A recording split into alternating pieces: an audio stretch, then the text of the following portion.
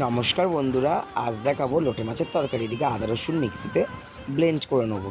এদিকে কেটে ধুয়ে রাখা লোটে মাছের মধ্যে আদা রসুন বাটা, নুন, হলুদ গুঁড়ো, লঙ্কার গুঁড়ো, জিরের গুঁড়ো দিয়ে ভালো করে মাখিয়ে আর একটু সামান্য সর্ষের তেল দিয়ে মাখিয়ে রেখে দেবো। আরেকদিকে গ্যাস ধরে কড়া বসিয়ে কড়াই সর্ষের তেল গরম হতে দেবো। তেল গরম হয়ে গেলে কেটে রাখা আলু হলুদ নুন দিয়ে ভেজে একটা পাত্রে তুলে নেবো। ওই তেলের মধ্যেই পেঁয়াজ কুচি দিয়ে হালকা ভেজে ওর মধ্যে দিয়ে দেবো টমেটো কুচি, চিড়ে রাখা কাঁচা লঙ্কা দিয়ে সব কিছু দিয়ে ভালো করে ভেজে রাখা আলু দিয়ে দেবো।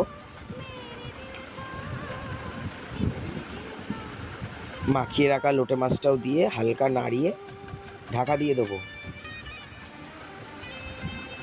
আস্তে আস্তে সাঁড়াশি দিয়ে কড়াইটাকে নাড়িয়ে দিতে হবে, খুন্তি দিলে ভেঙে যাবে মাছটা। ধনেপাতা দিয়ে নামিয়ে নেবো। আমার লোটে মাছের তরকারি রেডি। আমার ভিডিও যদি ভালো লেগে থাকে লাইক কমেন্ট শেয়ার করে দিও।